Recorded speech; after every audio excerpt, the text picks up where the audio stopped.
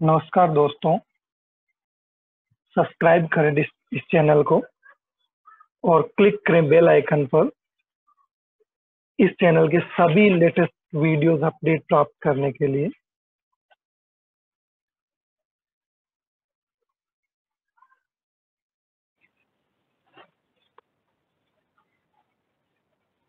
तो आज का हमारा टॉपिक है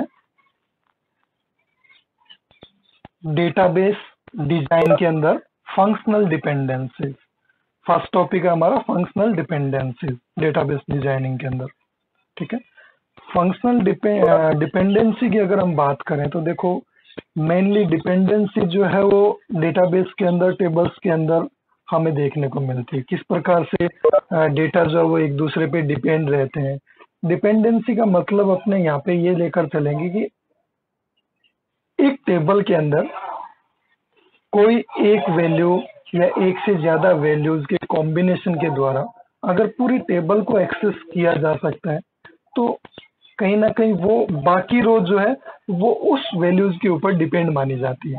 ठीक है, तो देखते हैं किस प्रकार से इसको अपने देखो। सबसे पहले definition, functional dependency is a relation. Functional dependency क्या है? एक रिलेशन है that exist when one attribute uniquely determines another attribute. ये एक रिलेशनशिप है। किस टाइप का रिलेशनशिप है? कि एक जो आपका एट्रीब्यूट होगा वो किसी दूसरे एट्रीब्यूट को यूनिकली आइडेंटिफाई कर रहा है यहाँ, है ना। दूसरे एट्रीब्यूट को क्या कर रहा है? यूनिकली आइडेंटिफाई कर रहा है। उस रिलेशन को हम क्या बोलेंगे? डिपेंडेंसी बोलेंगे। इसका मतलब जो वहां पे डिटरमाइन कर रहा है, जो उसको निकाल के ला रहा है, उसके ऊपर डिपेंड है दूसरा वाला जो आपका सर्च किया जा रहा है। जैसे मान लो मैं आपको एक स्टूडेंट टेबल की बात करूं। स्टूडेंट टेबल के अंदर मान लो रोल नंबर एक कॉलम है। ठीक है, रोल नंबर एक वैल्यू है जो कि किसी भी स्टूडेंट के नेम को फाइंड कर सकता है। इसका मतलब नेम किस पे डिपेंड हो गया? रोल नंबर के ऊपर डिपेंड हो गया। इसी को अपने फंक्शनल डिपेंडेंसी कहते हैं। If R is a relation, यहाँ पे टेबल का नाम आर लिया गया है। आर एक रिलेशन है with attributes X and Y. ठीक है, दो एट्रीब्यूट है यहाँ पे आपके एक्स और वाई।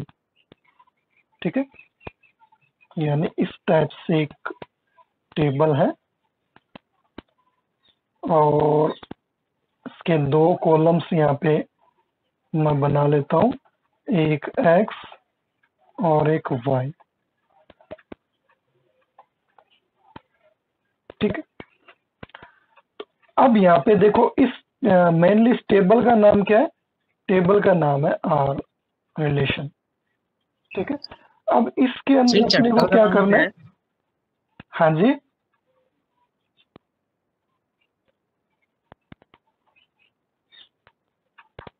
हाँ, रिलेशन के अंदर मेनली देखो अपने क्या है, एक्स और वाई दो एट्रीब्यूट है। ठीक है, a functional dependency between the attributes is represented as X arrow Y. यानी डिपेंडेंसी को हम किस प्रकार से रिप्रेजेंट करते हैं?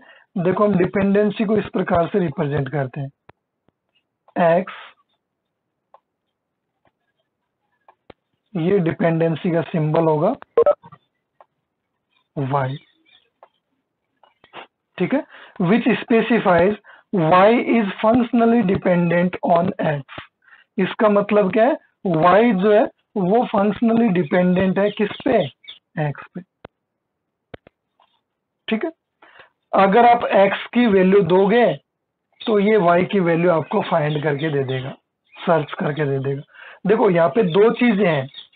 एक तो हम इस प्रकार से राइट करते हैं, एक हम फंक्शनल डिपेंडेंसी ये भी होती है एफ ऑफ एक्स। मैथ्स के अंदर जो हम देखते हैं कि आप हमें एक्स की वैल्यू दो, हम वाई की वैल्यू कैलकुलेट कर देंगे। मैथमेटिकल फंक्शन भी। बट एक चीज का ध्यान रखना, यहाँ पे वैल्यू कैलकुलेट करके नहीं दी जा रही है ना। इस फंक्शन, ये मैथमेटिक्स के रेफरेंस में हम पढ़ेंगे, तो इसका मतलब ये है कि आप x की वैल्यू जब दोगे तो ये फंक्शन आपको y की वैल्यू कैलकुलेट करके और दे देगा। बट अगर हम डेटाबेस के रेफरेंस में पढ़ रहे हैं फंक्शनल डिपेंडेंसी, तो यहाँ पे x की वैल्यू अगर दी जाएगी तो y की वैल्यू को सर्च करके दिया जाएगा, कैलकुलेट नहीं किया जाएगा, यहाँ कंप्यूट नहीं कर सकते, है ना। मान लो टेबल के अंदर आपने टेबल बना ली, आपके पास x और y की वैल्यूज आपने डाली नहीं, अब आपने x की वैल्यू दे दी कि y की वैल्यू बताओ, तो डेटाबेस में तो y की वैल्यू है ही नहीं अभी तक, तो ये कहाँ से बताएगा आपको, तो ये कंप्यूट तो कर नहीं सकता, ये सर्च करता है, ध्यान रखना, है ना। डेटाबेस के अंदर डिपेंडेंसी का मतलब है अगर एक वैल्यू दी जाए तो जिस पे डिपेंडेंट, जो डिपेंडेंट है उसकी वैल्यू सर्च की जा सकती है। यहाँ पे अगर x की वैल्यू आप दोगे तो y की वैल्यू ये आपको सर्च करके देगा, ठीक है, तो इसको ध्यान रखना है। The attributes of a table is said to be dependent. किसी भी टेबल के एट्रीब्यूट्स डिपेंडेंट कब कहलाते हैं? ऑन ईच अदर, एक दूसरे के ऊपर। When an attribute of a table uniquely identifies another attribute of the same table. किसी भी टेबल के एट्रीब्यूट्स तभी डिपेंडेंट कहलाते हैं दूसरे एट्रीब्यूट पे जब वो एट्रीब्यूट उन सभी को फाइंड करने की कैपेसिटी रखता हो, ठीक है। एक टेबल के अंदर मान लो 5 कॉलम्स हैं, तो मान लो एक्स वाई जेड 3 कॉलम्स हैं। अब एक्स जो है वो वाई को फाइंड करता है बट जेड को फाइंड नहीं कर सकता, है ना। तो यहाँ पे वाई की डिपेंडेंसी है एक्स पे, जेड की डिपेंडेंसी एक्स पे नहीं है ना।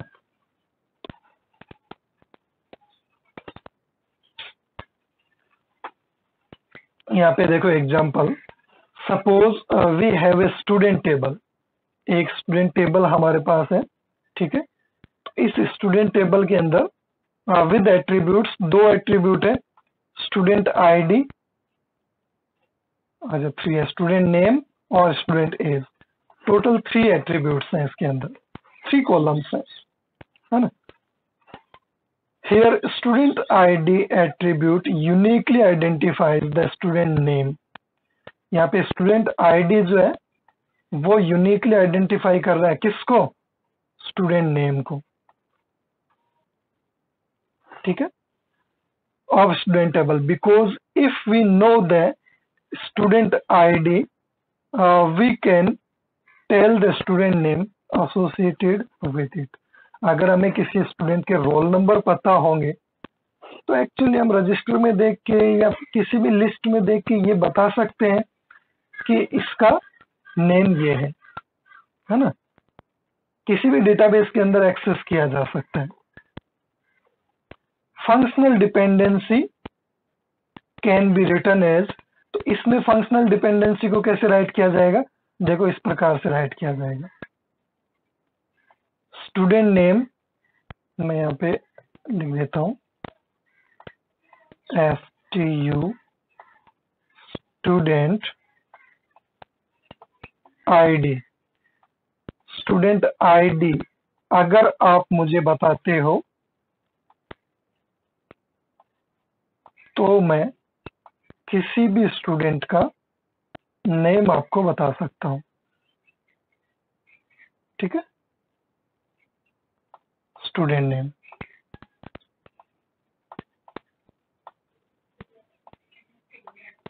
ये ध्यान रखना आपने। इसका मतलब यहाँ पे कौन किस पे डिपेंड है? यहाँ पे स्टूडेंट नेम डिपेंड है किस पे? स्टूडेंट आईडी पे, ठीक है।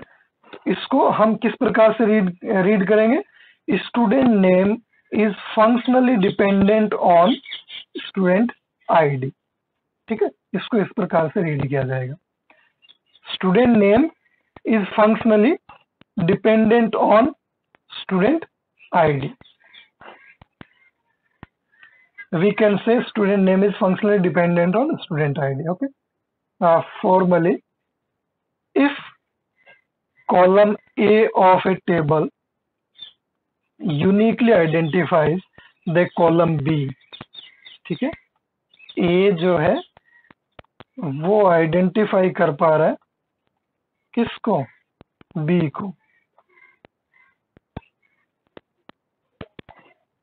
Okay, then it can represented as this. इस प्रकार से हम रिप्रेजेंट कर सकते हैं। Attribute B is functionally dependent on attribute A. Types of functional dependencies. Functional dependencies के देखो कौन कौन से टाइप्स हैं। तो मेनली यहाँ पे दो ही टाइप होते हैं फंक्शनल डिपेंडेंसी के, ट्रिवियल और नॉन ट्रिवियल। ये मल्टीवेरिएट डिपेंडेंसी और ट्रांजिटिव डिपेंडेंसी ये अलग टाइप की डिपेंडेंसीज होती है, बट एक्चुअली डिपेंडेंट ये भी फंक्शनल डिपेंडेंसीज से होती है, इसी की ब्रांचेज है, इसलिए इसके अंदर इंक्लूड कर दिया गया। मेनली यहाँ पे हम इन दो को स्टडी करने वाले हैं, और वो कौन कौन सी है, ट्रिवियल और नॉन ट्रिवियल। ठीक है, अब इसको कुछ इस प्रकार से समझते हैं। मैं एक एग्जांपल ले लेता हूं। देखो, एक टेबल है जिसके अंदर कुछ रिलेशंस हैं, ए बी, ये कॉलम्स हैं, कॉलम्स कह सकते हो या एट्रीब्यूट्स कह सकते हो, सी और डी, मान लो 4 कॉलम। ठीक है, अब इन 4 कॉलम के अंदर कुछ डिपेंडेंसीज मैं यहाँ पे लिख रहा हूं। मान लो मैं ये लिखता हूं डिपेंडेंसी ए एंड बी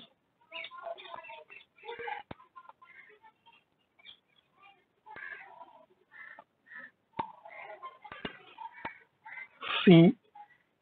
ए और बी मिलकर सी को फाइंड कर रहे हैं, ए और बी मिलकर बी को फाइंड कर रहे हैं। ठीक है, या फिर मैं यहां लिखता हूं कि ए जो है वो ए को फाइंड कर रहा है, या ए जो है वो बी को फाइंड कर रहा है। ठीक है, देखो फर्स्ट डिपेंडेंसी क्या कह रही है कि आप मुझे ए और बी की वैल्यू दो, मैं आपको सी की वैल्यू सर्च करके ला दूंगा। ठीक है, दैट्स ओके, इसमें कोई बुराई नहीं है। हमें सी की वैल्यू चाहिए तो हमें ए और बी की वैल्यू देनी पड़ेगी, कोई दिक्कत नहीं है।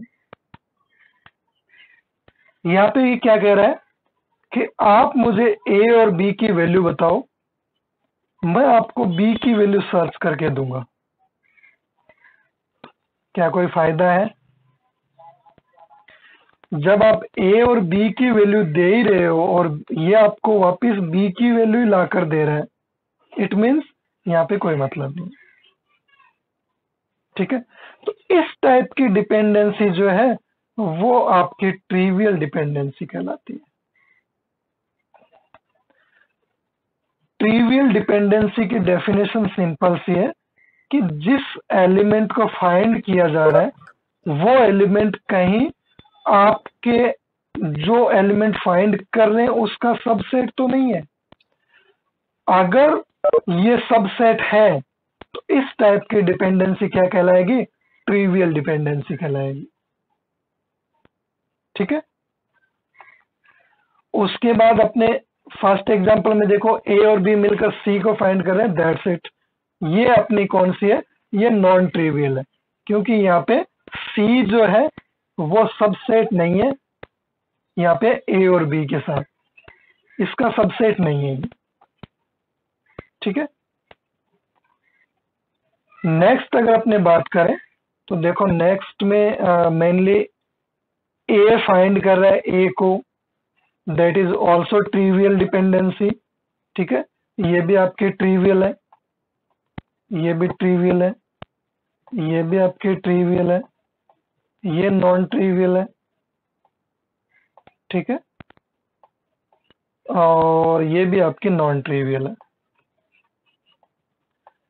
तो ट्रिवियल और नॉन ट्रिवियल की पहचान क्या है कि जो भी राइट साइड के अंदर है, ध्यान रखना, जो भी राइट साइड के अंदर है अगर वो कहीं लेफ्ट साइड में भी अवेलेबल है, इसका मतलब वो ट्रिवियल डिपेंडेंसी है। ठीक है, यानी राइट साइड वाला लेफ्ट साइड वाले का सबसेट नहीं होना चाहिए, तभी वो डिपेंडेंसी नॉन ट्रिवियल होगी। अगर सबसेट हुआ तो वो ट्रिवियल डिपेंडेंसी कहलाएगी। नेक्स्ट अपने बात करते हैं, देखो यहाँ पे ट्रिवियल डिपेंडेंसी को डिफाइन किया गया है। The dependency of an attribute on a set of attributes is known as trivial functional dependency. कब? If the set of attributes includes that attribute, जब वो एट्रीब्यूट उसके अंदर अवेलेबल हो तब वो ट्रिवियल डिपेंडेंसी बन जाती है। ठीक है, जैसे यहाँ पे देखो सिंबॉलिकली डिफाइन किया गया, ए अगर फाइंड कर रहा है बी को, is trivial functional dependency if B is a subset of A. कब होगा? जब ये बी इसका सबसेट होगा। ए यहाँ पे सेट लिया गया है, कोई एट्रीब्यूट नहीं है। A is a set of attributes and B is also a set of attributes। ठीक है, तो अगर A के अंदर B कंप्लीटली मौजूद है, इसका मतलब ये ट्रिवियल है। ठीक है, the following dependencies are also trivial. अगर A को फाइंड कर रहा है, B को फाइंड कर रहा है, then they are also trivial dependencies. ठीक है,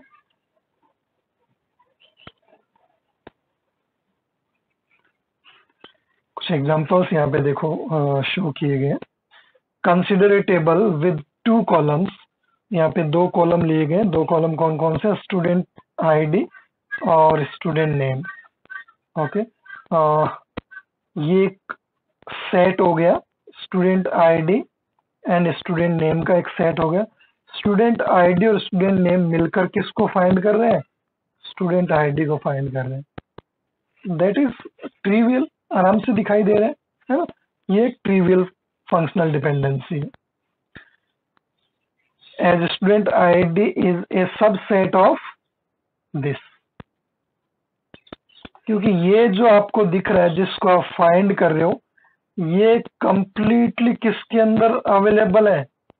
जो फाइंड कर रहा है उसके अंदर अवेलेबल है। सो ये इसका सबसेट हो गया, और सबसेट हो गया तो ये ट्रिवियल डिपेंडेंसी हो गई। ऑल्सो स्टूडेंट आईडी, अगर स्टूडेंट आईडी को फाइंड करें तो भी ये ट्रिवियल होगा। स्टूडेंट नेम, अगर स्टूडेंट नेम को फाइंड करें तो भी ये ट्रिवियल होगा। Non trivial functional dependency.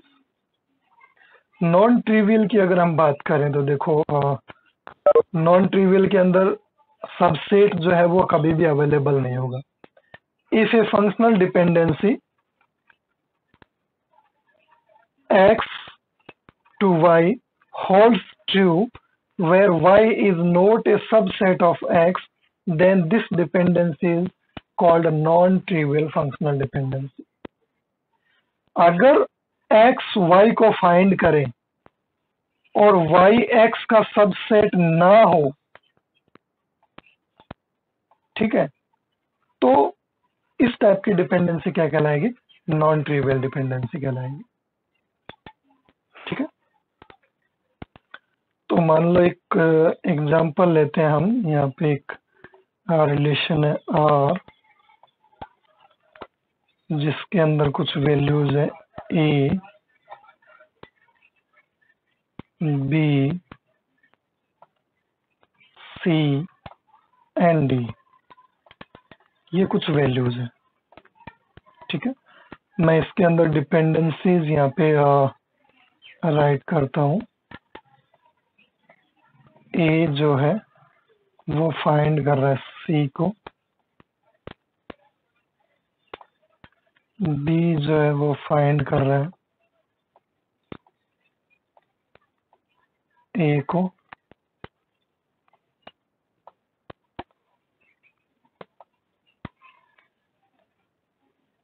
ए और सी मिलकर फाइंड कर रहे हैं डी को,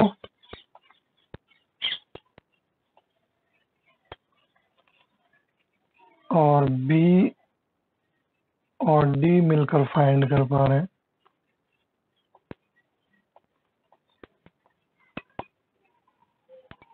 बी को। तो यहाँ पे देखो सिंपल सा, ये आपका नॉन ट्रिवियल डिपेंडेंसी है, ये आपका नॉन ट्रिवियल है क्योंकि बी फाइंड कर रहा है ए को, ए सी मिलकर फाइंड कर रहे हैं डी को, नॉन ट्रिवियल है।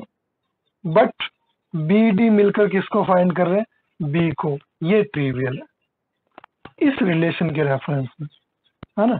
जरूरी नहीं है कि हमेशा जो आपका रिलेशन दिया हुआ हो उसके रेफरेंस में हमें चेक करना है कि वो ट्रिवियल है या नॉन ट्रिवियल।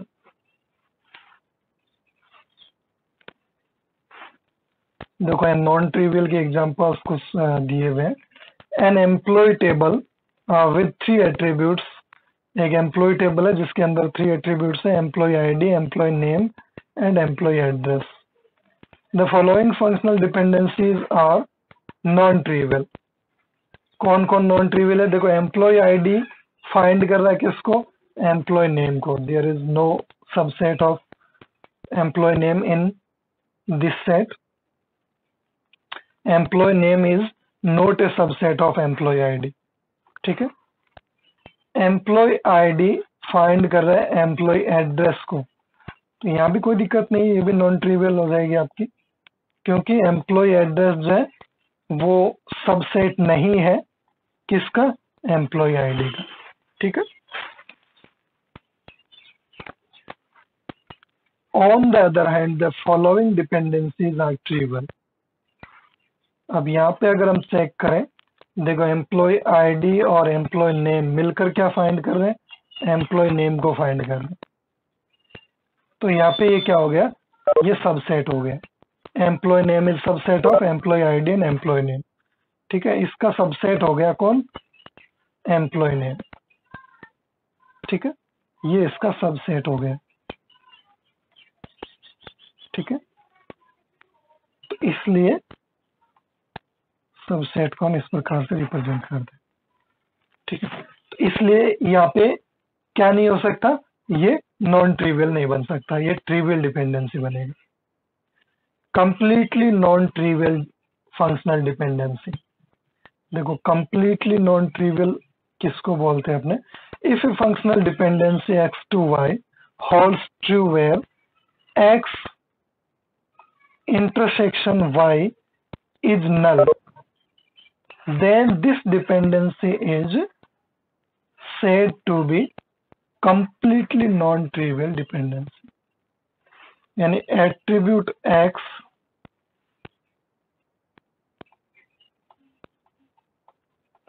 और एट्रीब्यूट y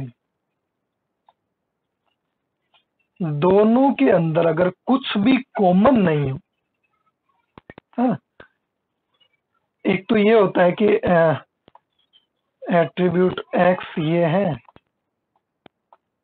और एट्रीब्यूट y ये है, और अब अगर x फाइंड कर रहा है y को, तो भी ये नॉन ट्रिवियल डिपेंडेंसी है ना। बट प्योर नॉन ट्रिवियल या कंप्लीटली नॉन ट्रिवियल हम कब कहते हैं, जब x और y एट्रीब्यूट के अंदर कुछ भी कॉमन ना हो, तब उसको completely non trivial functional dependency के रूप में जाना जाता है।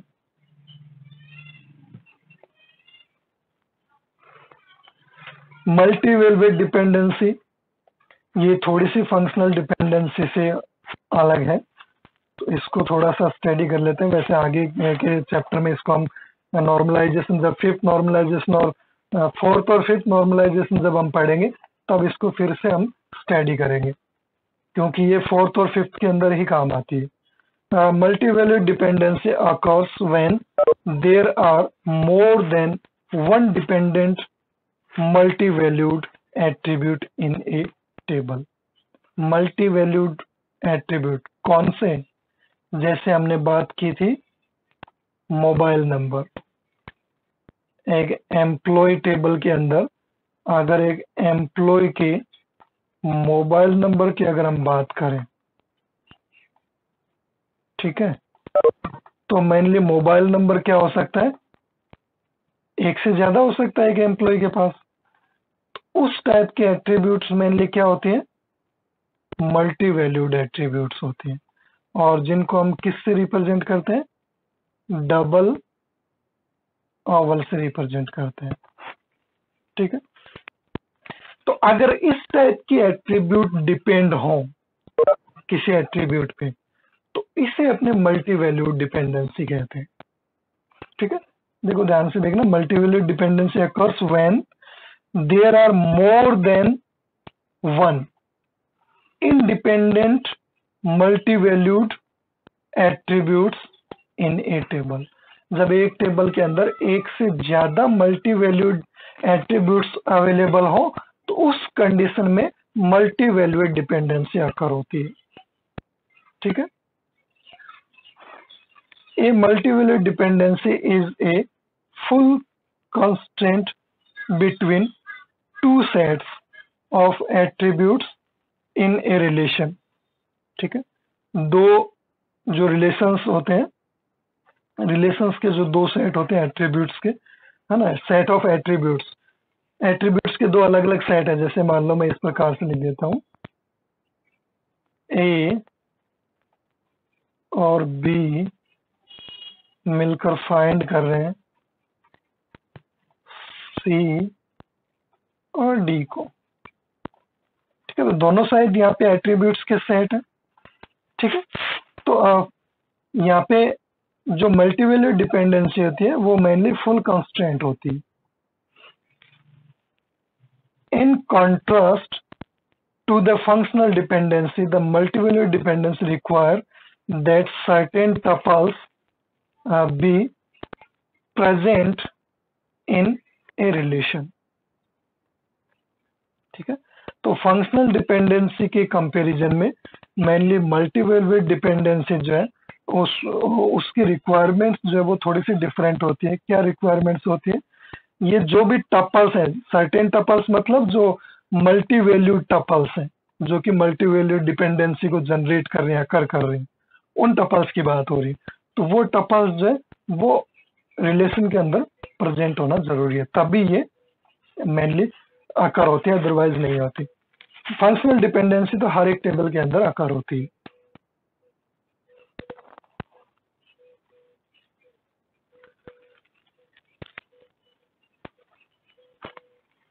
अगर हम यहाँ पे बात करें, देखो, consider a bike manufacture company, ठीक है, एक बाइक्स बनाने वाली कंपनी है, ठीक है, which produces two colours, black and white, दो कलर की बाइक्स ये बनाते हैं, in each model every year, प्रत्येक मॉडल के अंदर मेनली दो कलर की बाइक्स ये बनाते हैं, ठीक है। एक का कलर ब्लैक है, एक का वाइट है। तो सबसे पहला एट्रीब्यूट है बाइक मॉडल, ठीक है, कौन सा मॉडल की बाइक है, किस ईयर के अंदर मैन्युफैक्चर किया गया, और उसका कलर क्या है। तो यहाँ पे देखो ये मॉडल्स हैं, ये ईयर्स हैं, 2007 में दो बनी है, 2008 में दो बनी है, 2009 के अंदर दो बनी, ठीक है। यहाँ पे लिखा हुआ है कि टू कलर्स में प्रोड्यूस होती है। तो 2007 की एक रेड होगी, एक ब्लैक होगी। यहाँ पे रेड आ गया क्या? वाइट होना चाहिए था, okay. Black, white black, white. ठीक है, अब देखो यहाँ पे रेड जो एंटिटी है, रेड जो मेनली इसके अंदर कलर दिया गया है, उसका यहाँ पे क्या रोल है। ठीक है, इसको अपने यहाँ पे चेकआउट करते हैं। Here columns manufacture year and color are independent of each other, है ना। मैन्युफैक्चर ईयर का कलर से कोई लेना देना नहीं, दोनों एक दूसरे से इंडिपेंडेंट है। And dependent on bike model, bike के मॉडल पे डिपेंडेंट है। ठीक है, बाइक के मॉडल पे ये डिपेंड करता है। In case these two columns are said to be multi-valued dependent on bike model। अब देखो मल्टी वैल्यूड यहाँ पे क्यों है, देखो ये रेड यहाँ पे व्हाइट की जगह लिखा गया है, तो इसको मैं यहाँ पे रेड कर देता हूँ। ब्लैक और रेड कलर है मान लो। ठीक है, देखो यहाँ पे आप ध्यान से देखो, मॉडल नंबर सेम है, बट एक ब्लैक है एक रेड है, तो एक ही एट्रीब्यूट की मल्टीपल वैल्यूज होगी, है ना। में मल्टीपल वैल्यूज हो गई। मॉडल 1001 का एक ब्लैक कलर की है, एक रेड कलर की है। तो अगर इन दोनों कॉलम की हम बात करें तो यहाँ पे कलर जो है वो मल्टी वैल्यूड एट्रीब्यूट है। कलर जो है वो मल्टी वैल्यूड एट्रीब्यूट है। ठीक है,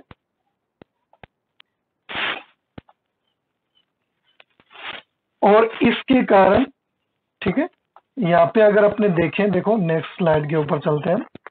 हाँ, these dependencies can be represented like this. तो इन डिपेंडेंसीज को हम किस प्रकार से रिप्रेजेंट कर सकते हैं कि मल्टी वैल्यूड डिपेंडेंसी। देखो बाइक मॉडल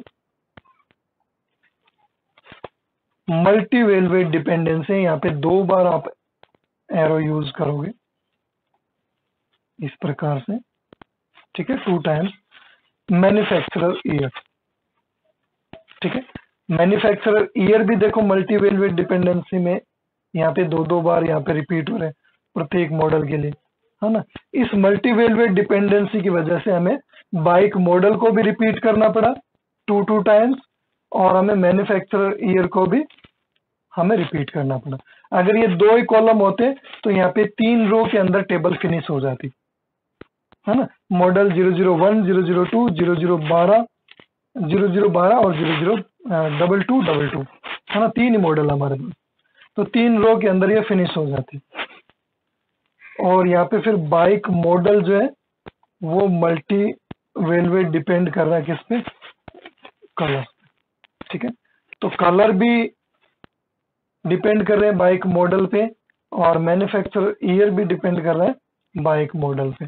बट यहाँ पे मल्टी वैल्यूड डिपेंडेंसी 2 बार डिपेंड कर रहे हैं, देखो, है ना। ब्लैक कलर डिपेंड कर रहा है इस पे। अब इसमें ये है कि अगर बाइक का मॉडल मैं बताऊं कि भैया मेरे को तो बाइक मॉडल 1001 का बताओ कि कलर क्या है, तो अगर सिंपल फंक्शनल डिपेंडेंसी हम देखें तो यहाँ पे हम ब्लैक बताएंगे या रेड बताएंगे, है ना। इसलिए यहाँ पे मल्टी वैल्यूड डिपेंडेंसी यूज की जाती है। ठीक है, तो ये हमारा फंक्शनल डिपेंडेंसी का टॉपिक कंप्लीट हुआ। हेलो दोस्तों, चैनल को सब्सक्राइब करना ना भूलें, वीडियो को लाइक करें, शेयर करें और बने रहें आपके अपने चैनल पॉसिबल नॉलेज के साथ इसी तरह के लेटेस्ट वीडियोस पाने के लिए। धन्यवाद।